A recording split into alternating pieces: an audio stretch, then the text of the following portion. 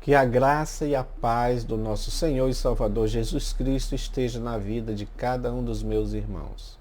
Meus irmãos, graças ao Senhor pela oportunidade que Ele nos concede mais uma vez de estarmos aqui nesta videoaula falando sobre essas lições que são as lições do quarto e último trimestre de 2022, a justiça divina, preparação do povo de Deus para os últimos dias no livro de Ezequiel. E nós já chegamos então na lição de número 8, que tem esse título: O Bom Pastor e os Pastores Infiéis. Você já pode acompanhar aí na tela, não é? Nós temos o título que está falando sobre isso, o Bom Pastor e os Pastores Infiéis. E também nós temos a nossa verdade prática e o nosso textuáureo. Tá? Você também pode acompanhar aí na tela, verdade prática e o textuáureo. O textuáureo é muito conhecido de todos nós, não é?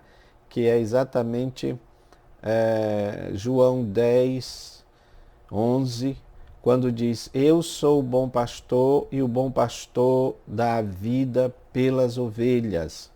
Esse texto foi dito por Jesus e ele é o cumprimento exatamente do que Deus fala em Ezequiel 34, quando diz que ele mesmo apacentaria as suas ovelhas, né? Meus amados, como bem relata o nosso pastor Orlando Spence Boyer no seu comentário sobre João, ele fala dos 3 capítulos do pastor. Isso é muito importante para a gente fazer a correlação, não é? O primeiro é exatamente o Salmo 23, quando fala lá que o Senhor é o meu pastor, nada me faltará. Lembrando que o pastor aí é, no hebraico, Ra'á, né? Então está mostrando o Senhor como o pastor. E nós temos esse texto de Ezequiel 34, que é o que nós vamos estudar, Ezequiel 34, né, quando está falando uma denúncia contra os falsos pastores e o anúncio de um pastor que iria apacentar as ovelhas do Senhor, que é exatamente o cumprimento. Veja como é tudo uma sequência, né, de João 10, quando está falando de Jesus, ele mesmo dizendo: Eu sou o bom pastor e o bom pastor dá a vida pelas ovelhas. Aqui há um diferencial muito grande que é importante que a gente diga, não é? Nenhum dos pastores anteriores dava sua vida pelas ovelhas, como Jesus. Jesus aqui diz que ele é aquele pastor que se sacrifica pelas suas ovelhas, né? Então isso é um diferencial muito importante, inclusive para nós termos Jesus como este referencial, como este modelo de verdadeiro pastor, tá bom?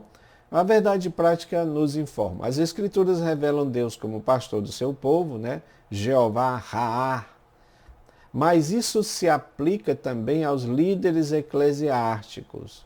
Daí é que nós também achamos que esse texto, essa lição, esse texto de Ezequiel, não se refere apenas, nós vamos falar sobre isso, apenas aos líderes políticos, não é?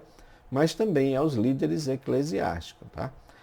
Então, continuando, Deus dá bons pastores ao seu povo e também remove os maus. Isso é importante que a gente tenha isso em mente, tá bom? Meus queridos, e aí nós vamos mostrar aqui para vocês podem acompanhar aí na tela, o nosso esboço da lição. Então a lição está dividida assim: sobre o rebanho, a natureza, as ovelhas, a natureza das ovelhas, o rebanho, os pastores.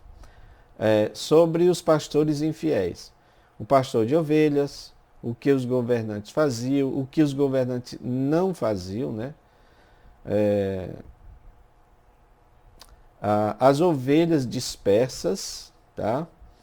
E o terceiro ponto é sobre o bom pastor, a reação divina contra os maus pastores, Jesus, o bom pastor, e no finalzinho apresenta ali o pastor cristão, como deveria ser, como deve ser, né, o referencial para um pastor verdadeiro nos dias de hoje, porque a gente sabe que existe muitos que se dizem pastores, mas não são. Daí o tema desta lição, e a gente precisa abordar isso com muita sabedoria, com muito entendimento, porque a ideia aqui não é que a gente generalize, não é, irmãos? Achando que todos os pastores são infiéis, embora nos últimos tempos, especialmente nesse período em que vivemos aí, tivemos muito maus exemplos de pastores que não apacentaram mesmo o rebanho de Deus, não é? Chegando até mesmo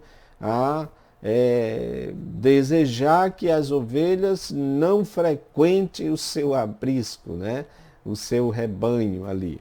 E isso é estranho, porque quando a gente olha para a palavra de Deus, nós vemos Jesus agregando, Jesus chamando as ovelhas, Jesus cuidando das ovelhas, né?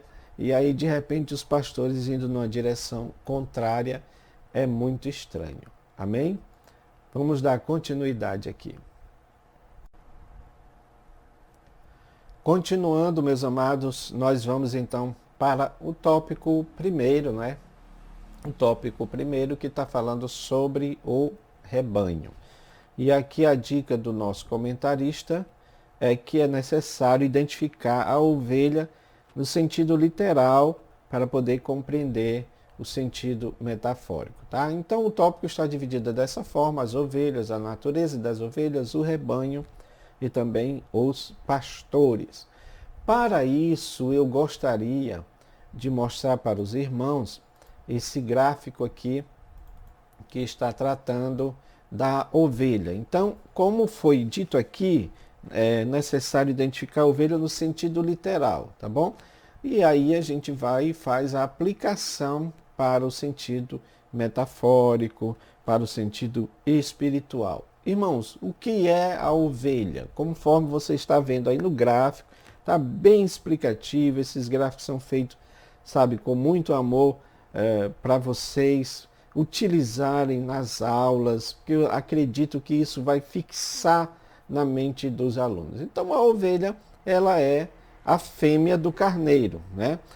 Se chama de cordeiro o filho deles, né? Da ovelha e do carneiro. Principalmente de um ano ele é chamado já de cordeiro, tá? As ovelhas, irmãos, elas são consideradas animais dóceis, não são animais selvagens, embora existe um tipo de ovelha que habita as montanhas, que essas sim são consideradas selvagens, né? Não são domesticadas, podemos dizer assim, tá?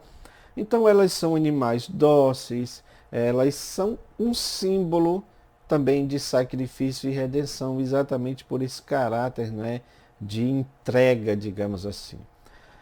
As ovelhas, elas também são indefesas, e isso aqui, irmãos, é algo bem prático, né, professor? Você entende essa linguagem. Por quê? Porque a maioria dos animais tem algum tipo, digamos assim, de mecanismo no próprio corpo, não é? Que lhe proporciona a defesa, um chifre, alguma coisa nesse sentido. As ovelhas não. Você pode olhar aí para o desenho dessa ovelha, não tem nada nessa ovelha que ofereça perigo. Então elas são indefesas, não é? Alguns estudiosos também colocam assim, que elas são ingênuas e, por assim dizer, são tolas, não é?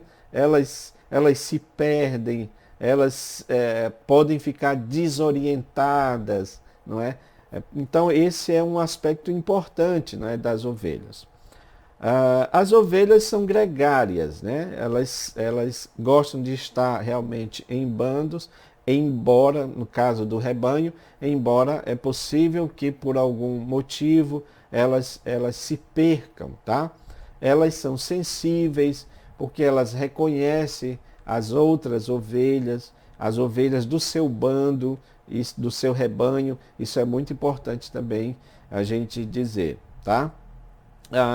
As ovelhas, elas são produtoras do leite, produtoras da lã, né, para confecção de tecido e tudo mais, né, produzem a carne, uma carne saborosa, etc. Isso aí é apenas um resumo, professor, você pode pegar outras coisas, mas a gente, para não alongar muito, né, nós resumimos nesses 5 pontos aí falando sobre a ovelha. Agora, tem uma coisa aqui também importante, em relação às ovelhas, que são aquelas características que a gente pode aplicar, né, para as ovelhas do Senhor, digamos assim, que somos nós, né?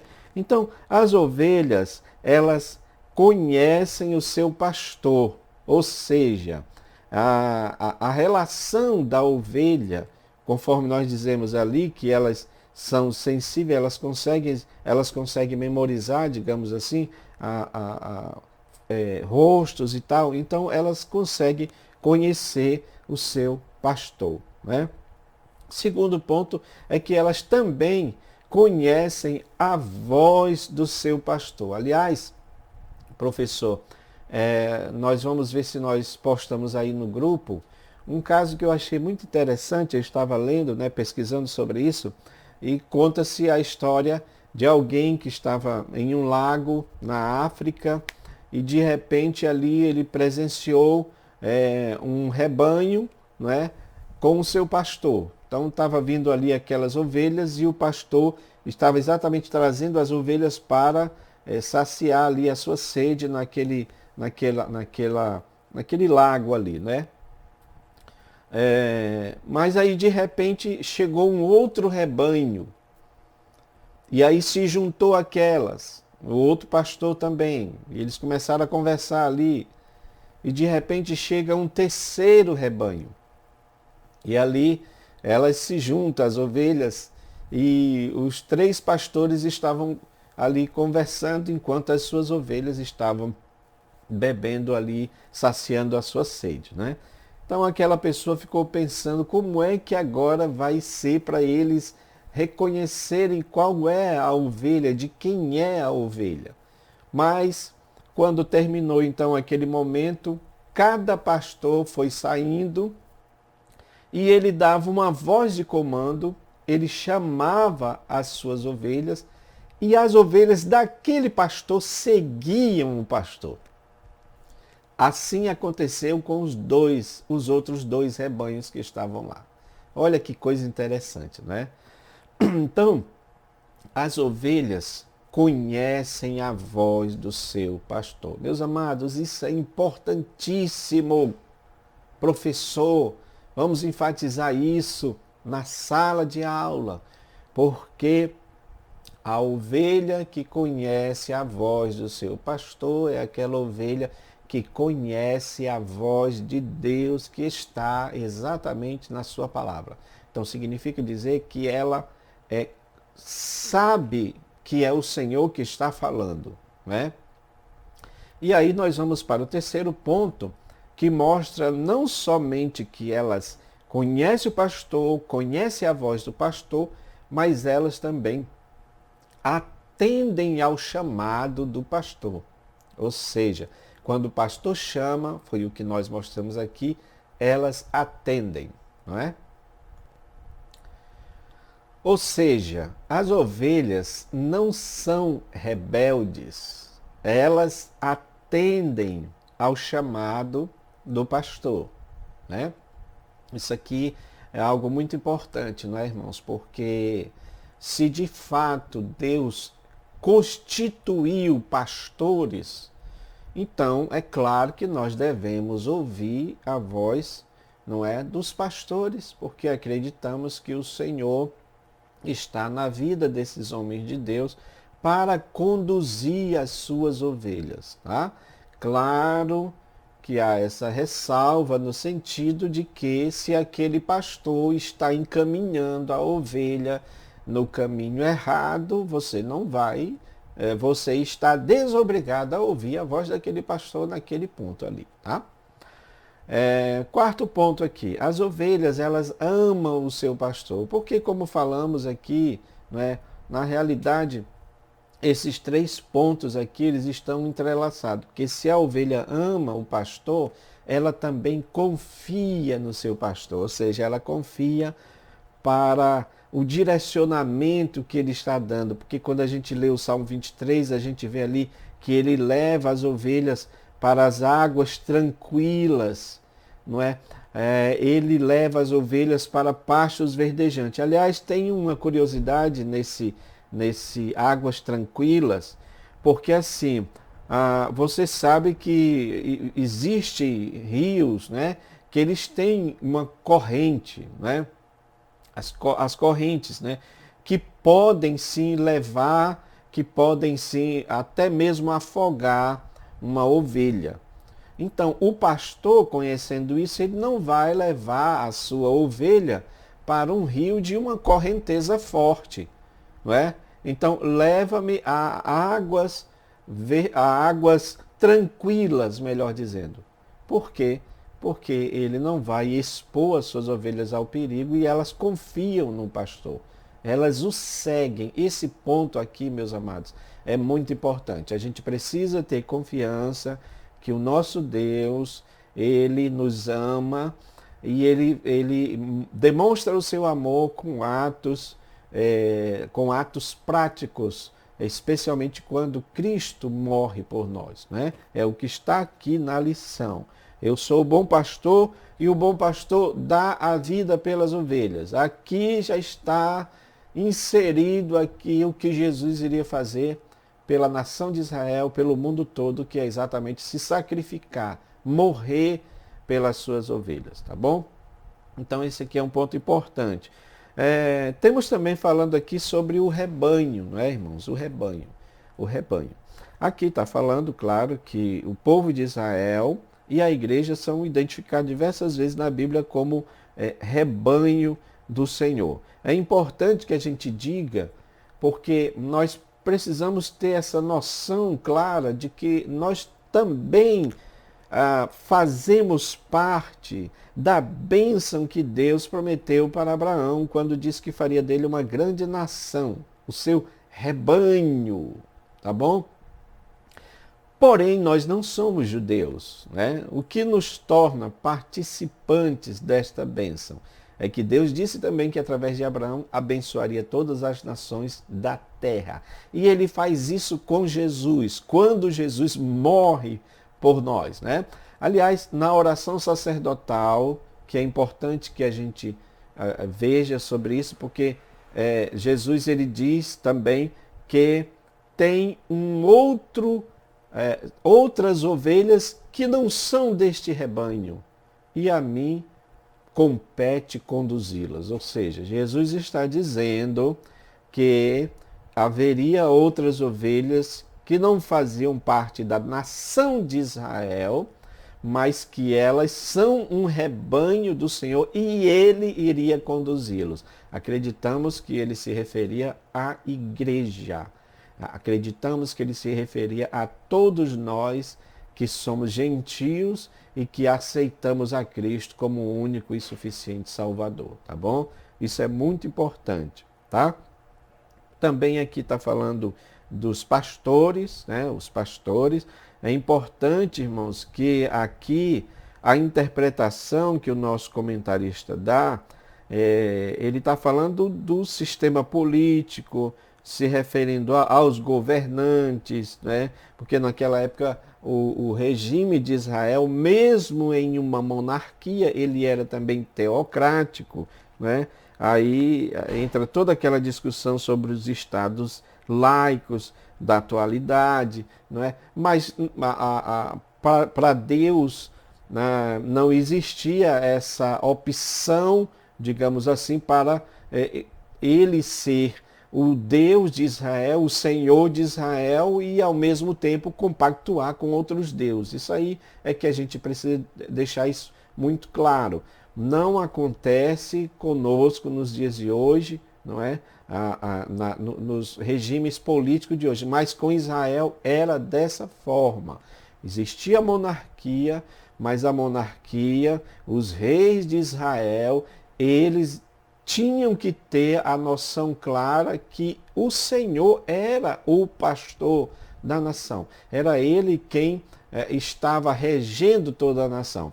E, portanto, quando um desses governantes começavam a se desviar, indo após outros deuses, é claro que eles estavam violando aquilo que nós sempre falamos aqui, que é exatamente a aliança. Ok, irmãos? É preciso reforçar isso. É uma aliança. O que Deus tinha com a nação de Israel era uma aliança. Aliás, existe essa matéria, não é? Dispensações e aliança, que é pouco ou quase nada ensinado nas igrejas. O que nós temos com Deus é uma aliança. Aliás, nós já estamos na nova aliança, que é a aliança do sangue de Jesus. Este é o sangue da nova aliança, disse o Senhor. Então, isso fala de um pacto, isto fala de um acordo que nós temos com o Senhor. Então, é para ser levado a sério. Né? Infelizmente, a gente percebe que algumas coisas não são levadas a sério. E é preciso a gente levar a sério, porque é um acordo que nós temos com Deus, é um pacto que nós temos com Deus. Mas olha, veja bem, apesar de nós dizermos aqui, e o comentarista fala sobre isso, que aqui está se referindo aos líderes políticos, também os líderes religiosos estão incluídos. Os líderes políticos eram os governantes, os reis, que tinham a obrigação de suprir as suas ovelhas, digamos assim, cuidar das suas ovelhas, cuidar dos seus liderados, né? Mas eles fizeram coisas erradas e por isso eles submeteram a nação toda também ao cativeiro, tá? Então, a vida social aqui está incluída nessa parte, tá? Mas também está incluída a vida religiosa, que é exatamente o que promovia os sacerdotes. Ou seja, a vida espiritual das ovelhas estava ou era da competência dos sacerdotes. Era eles que deveriam fazer isso. Mas a gente já estudou aqui nas lições passadas que até os próprios sacerdotes estavam comprometidos na sua vida espiritual, meus irmãos. Não é?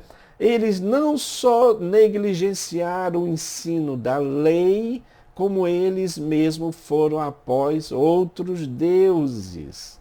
Então, de fato, eles eram falsos pastores, porque eles estavam encaminhando errado para a idolatria as suas ovelhas, o povo, a nação de Israel, tá bom? E isso é algo que a gente precisa pontuar, porque quando um pastor ele ensina coisas erradas no púlpito, ele está também encaminhando para o erro as suas ovelhas, e isto certamente não é do agrado do Senhor, tá, irmãos? Nós temos que ter isso bem claro na nossa mente. Meus amados, na sua tela está o tópico 2, que fala sobre os pastores infiéis, que é isso que nós já estávamos falando aqui, tá? A função primordial do pastor das ovelhas é alimentar, guiar, proteger, tá? E eu quero aqui mostrar para os irmãos um gráfico também que nós falamos, sobre isso, né? Qual é a função do pastor, tá? Qual é a função do pastor? Nós preparamos também um gráfico aí que mostra sobre o pastor, qual é a função do pastor, né? Naquela época ali. Então, o pastor no hebraico é o Ra'á, que é o cuidador dos rebanhos de ovelhas, né? Como eu falei para os irmãos, no início nós temos esses 3 capítulos que falam sobre o pastor. Deus como pastor, Salmo 23. Aqui nós temos a denúncia contra os falsos pastores, que é Ezequiel 34, que é exatamente esse tópico 2, sobre os pastores infiéis, tá? Sobre os falsos pastores. e Jesus como o pastor, o bom pastor, que é o que nós vamos falar no final, tá bom? Então, meus amados, o que é que os falsos pastores, os falsos líderes, porque se a interpretação aqui está que eles eram os líderes, o que é que eles faziam? Por isso que Deus diz, olha, eles, vocês cuidam de vocês mesmos, vocês apacentam a vocês mesmos. Ou seja, isso aqui era uma denúncia contra o abuso de autoridade que eles faziam em relação à sua governança, não é? Porque de fato eles não cuidavam, eles não protegiam o povo, eles não promoviam condições para o bem-estar espiritual, econômico deles. Então, eles tinham práticas que eram deploráveis em relação ao que a Bíblia esperava, o que Deus esperava, o que a nação esperava deles, né?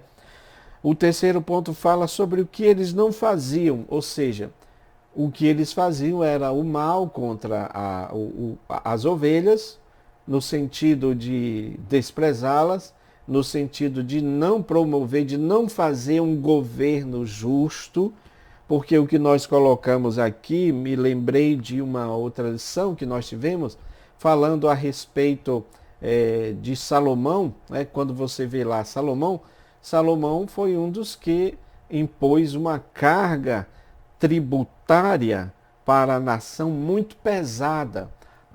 Ele ficou rico, a nação enriqueceu, mas havia muita pobreza entre o povo, havia muita injustiça entre o povo, porque ele impôs essa carga tributária contra a nação de Israel muito pesada, e os filhos dele, os sucessores dele, continuaram fazendo a mesma coisa. Então é claro que isso empobreceu a nação de Israel. Isso também foi um dos motivos pelos quais Deus foi contra esses governantes, não é? Porque eles faziam isso que era o errado, não é? Mas não faziam, como diz aqui a lição, que era o correto. Não cuidava das ovelhas fracas, não cuidava das ovelhas doentes, não cuidava das ovelhas quebradas, desgarradas, perdidas. Ou seja, elas precisavam de cuidado, tá? Então, como diz o comentarista aqui, essa linguagem mostra, né, expõe o estado de miséria da população de Jerusalém por causa dessa atitude dos pastores, né, dos governantes, que é algo muito parecido com o que está acontecendo nos dias atuais também. Por isso que há uma necessidade de nós orarmos pela igreja, porque nós não sabemos o que vem por aí, mas precisamos orar para que Deus tenha misericórdia, para que tenhamos dias melhores, para que a fome no nosso país seja minimizada, de fato haja um cuidado pelos carentes, por aqueles que passam por necessidades, porque a gente sabe disso, né? Aonde há corrupção, de fato alguém deixa de ser atendido quando o dinheiro público é roubado, sabe, as pessoas se apropriam indevidamente do dinheiro público. Então, irmãos, nós realmente precisamos orar para que Deus tenha misericórdia, tá? Então aí, meus queridos, nesse gráfico que você está vendo aí, nós estamos vendo, por exemplo, as qualificações do bom pastor, né? E nós já entramos aqui no tópico 3, o tópico 3 está falando sobre isso, né? O tópico 3 está falando sobre o bom pastor, tá? O bom pastor, aí está falando da reação divina contra os maus pastores, Jesus, o bom pastor, e o pastor cristão, é o que nós vamos falar aqui para encerrar. Mas voltando aqui para esse tópico sobre o pastor, né? A característica do pastor, né? Primeiro, ele vai adiante das ovelhas. Ele vai na frente das ovelhas. Porque ele é o líder das ovelhas. Ele é o pastor das ovelhas. Então, ovelhas, entendam isso, não é para nós irmos da frente, tá, do pastor. Nós vamos atrás do pastor. Nós vamos seguindo o pastor. Tem uma diferença muito grande, porque tem ovelhas, né, que às vezes querem ir na frente do pastor, tá? Segunda característica, ele conhece as chamas pelo nome, né? Então é aquilo que nós falamos, aquele exemplo que nós demos, quando os pastores foram saindo, cada um chamou pelas suas ovelhas e elas reconheceram e foram seguindo, tá? As ovelhas o conhecem também, ou seja, é importante isso daqui, né, irmãos? Porque também lá no capítulo 10 fala do mercenário. O mercenário é aquele que se faz de pastor, mas não é, tá? Então as ovelhas precisam conhecer o seu pastor.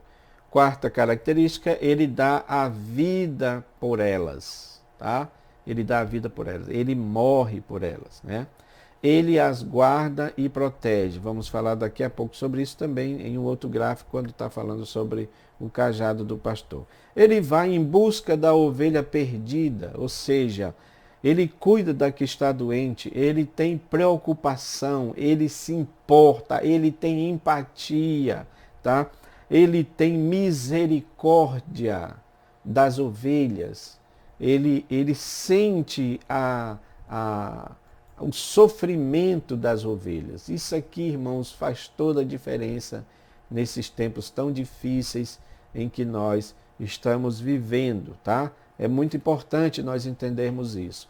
Por isso que nesse tópico 3, que você acompanha aí, está falando sobre o quanto Deus ficou assim irado contra os pastores, que é exatamente os líderes políticos e os líderes espirituais que não tratavam, que não cuidavam das ovelhas, tá bom? Então, é muito importante a gente pontuar isso daí, tá?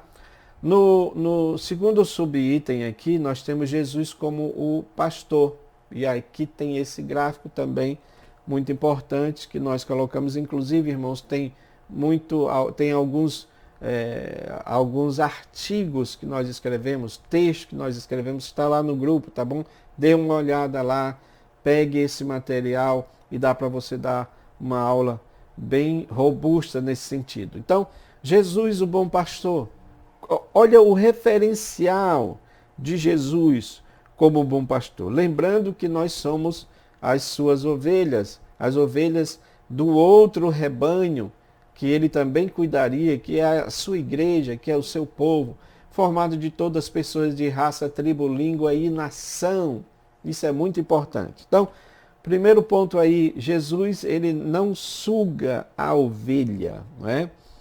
Ele não é aquele que se apropria da ovelha, que a gente sabe que a ovelha produzia lã, produzia leite, né? Mas havia aqueles pastores que só queriam tirar isso das ovelhas, mas não cuidava dela. É o segundo ponto aqui. Ele não abandona as ovelhas como faz o mercenário. Quando vem o perigo, o mercenário vai embora, porque ele não ama as ovelhas, porque ele não é o pastor das ovelhas.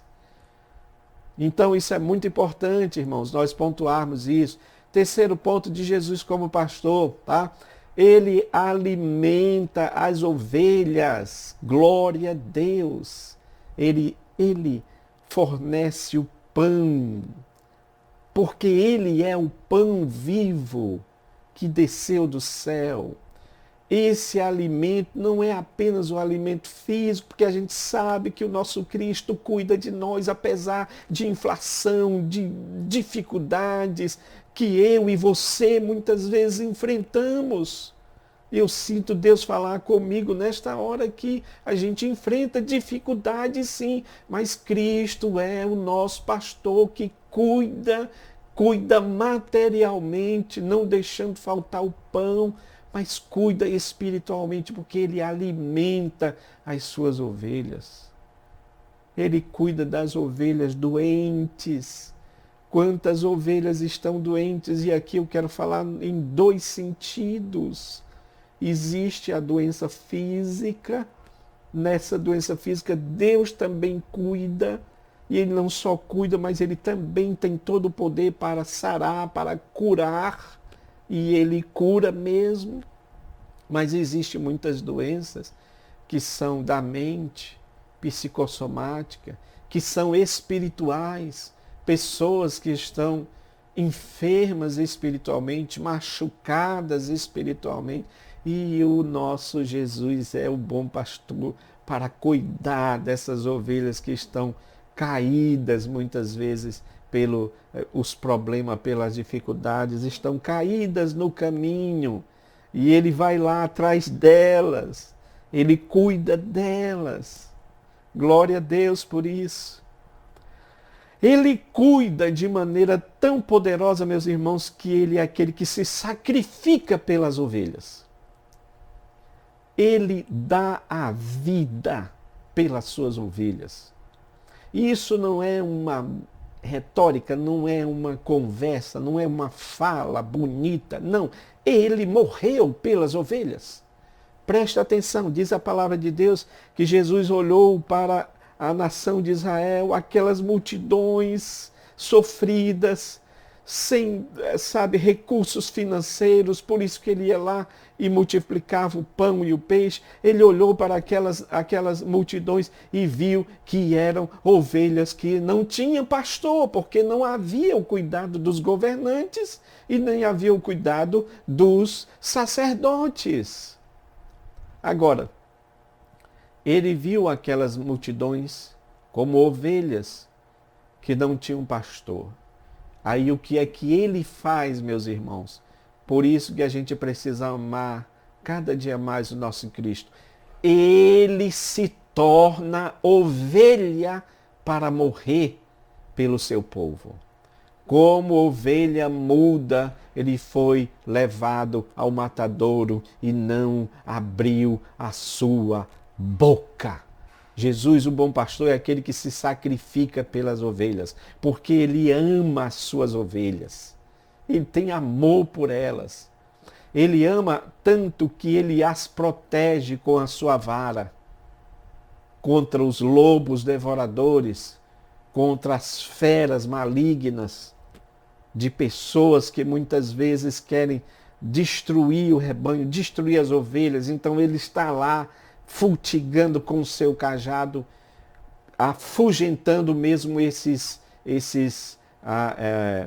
animais no sentido físico, mas também no sentido espiritual, os lobos devoradores, tá bom? Mas também com o seu cajado ele é aquele que corrige, porque tem ovelha que muitas vezes é tola, tem ovelha que muitas vezes quer fazer a sua própria vontade, tem ovelha que muitas vezes quer se afastar, e isso é verdadeiro. Eu não quero mais saber, eu vou fazer o que eu quiser, eu sou dono da minha vida, porque essa é uma mensagem mundana, não é? A pessoa diz, você é dono do seu destino, isso é uma mentira. O dono do nosso destino é o Senhor, porque é Ele quem traça a nossa vida, traça o destino da nossa vida. Então, muitas vezes, quando a gente toma esses caminhos, o cajado do pastor, que é esse cajado em forma, né, de ponto de interrogação, ele vai lá e dá um puxão na ovelha, puxando ela para o rebanho. Eu estava lendo, me lembrei agora, que diz que tem ovelhas que às vezes elas são rebeldes. Sabe o que é que o pastor faz, meus irmãos? Ele às vezes quebra os pés dela, quebra as pernas dela, para ela não fugir. Mas aí ele vai e sara, ele vai e cuida. Porque o nosso Cristo é assim, o nosso Deus é assim. Ele fere e ele sara. Mas ele faz isso com essa função disciplinadora, porque colocamos aqui, olha, você está lendo aí a função do cajado do pastor, protetora, porque ele protege, salvadora, porque ele vai lá e salva a ovelha do perigo, né, da queda, da destruição, do ataque dos inimigos, mas ele também é disciplinador. A função do cajado também é disciplinador, para nos corrigir, porque às vezes a gente faz coisas erradas e Cristo precisa nos corrigir, disciplinando através de prova, de dificuldade, de situações em que a gente vai entender que é o pastor cuidando de nós para que a gente não faça o que é errado, tá bom? Meus amados, o nosso tempo já está terminando, mas eu gostaria também de falar aqui, irmãos, para a gente encerrar, porque a palavra de Deus diz que ele daria bons pastores, né? Então, o terceiro subitem está falando sobre isso, né? Dos pastores, né? Aí eu trouxe aqui para os irmãos esse gráfico aqui que está falando das qualificações do pastor. Está lá em Timóteo, né, outros textos falando sobre isso, né, sobre o que se espera, o que é que se espera de um verdadeiro pastor, tá?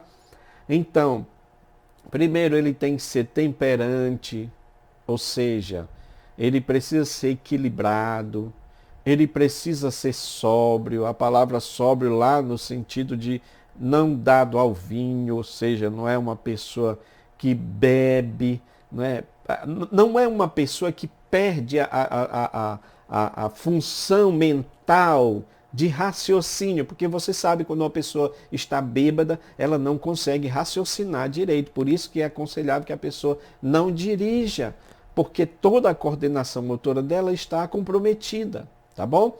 Então, ele precisa ser modesto, ou seja, ser simples, não é esbanjador, não é aqueles pastores que hoje usam, parece que até sapatos de ouro, né, brilhantes, aquelas coisas chamativas, não é? Não, não é assim. O pastor ele tem que ser hospitaleiro, ou seja, receber, ter uma boa receptividade das pessoas. Olha que coisa interessante, o pastor precisa ser apto a ensinar. Um pastor que não ensina, um pastor que não conhece a palavra, no sentido de ensinar as suas doutrinas, como é que ele pode ensinar as suas ovelhas? Né? Isso é inadmissível, isso aqui teria que ser uma das qualificações mais importantes, porque se sabe, ou se está aqui, irmãos, intrínseco uma coisa, se o pastor sabe ensinar é porque ele aprendeu. Significa que ele é alguém dedicado ao aprendizado da palavra. E ele vai querer também ensinar. Né? Ele é esposo de uma só mulher. Né? Isso aqui é muito importante, porque nos dias de hoje, quando se fala tanto, né, de valorizar a família, então como é que se valoriza a família? E tem pastor aí casando 2, 3 vezes, trocando a esposa mais velha, não é? Por uma esposa mais nova. Então, irmãos, isso é algo que nós estamos vendo acontecer nos dias de hoje e não compete, né? Aliás, a gente vê até escândalos em relação a isso daí. Por isso que eu digo que não tem como existir, irmãos, corporativismo nesse sentido, né? A gente não vai julgar todos, porque a gente sabe que tem homens de Deus, mas é exatamente para que haja essa diferenciação. Porque também ninguém pode dizer que todos são irrepreensíveis. Tem gente sim que é repreensível, é passível de irrepreensão, tá? Então o pastor ele precisa ser irrepreensível, né? Ter um bom testemunho, que é isso que vai qualificar ele a ser uma pessoa irrepreensível, não dado ao vinho, que já liga ali com o ser sóbrio, tá? Precisa ser cordial, hospitaleiro, né? Precisa ser inimigo de contendas, e tem pastores aí, não é, que parece que são ávidos por uma polêmica, especialmente agora em tempos de redes sociais. Então, se você, de repente, isso é uma realidade, tá bom, irmãos? A gente observa isso. Se você, muitas vezes, posta uma coisa que é edificante, que é instrutiva, que é bíblica, você não tem muito tráfego ali naquela sua postagem. Ninguém comenta, ninguém fala quase nada, não é? Mas se você postar uma contenda, na expressão de hoje, uma treta, então você vai ter ali muita gente comentando, não é? Parece que isso é uma estratégia de marketing. Eu estudei marketing, eu sei como é que é isso daí, né? Tem pastores que fazem isso propositalmente, ok, irmãos? O pastor não pode ser avarento, ou seja, aquela pessoa apegada a dinheiro, e também isso aí é outro problema que temos visto acontecer, né? E ele também não tem que ser neófito, tá? Então, meus amados, esses são as qualificações para um pastor, pelo menos pelo que se espera desses homens de Deus. Eu quero, finalizando aqui, agradecer a oportunidade, dizer para os irmãos que é uma alegria nós estarmos aqui, tá, irmãos? Fazendo esses vídeos. Se esse vídeo lhe agradou, peço a você que compartilhe, deixe o seu comentário aí também, tá bom? Diga o que é que você achou, quais são os pontos que você pode reforçar, tá bom? Eu sempre gosto de uma aula assim participativa, então de repente você tem alguma coisa a acrescentar no nosso estudo, outros irmãos vão ver e vão se alegrar também. Assim a gente cumpre aquilo que Jesus disse: aprendei uns com os outros, tá bom? Deus os abençoe, Deus os dê uma semana de vitória, um final de semana abençoado para a glória e honra do nome do Senhor Jesus. Amém.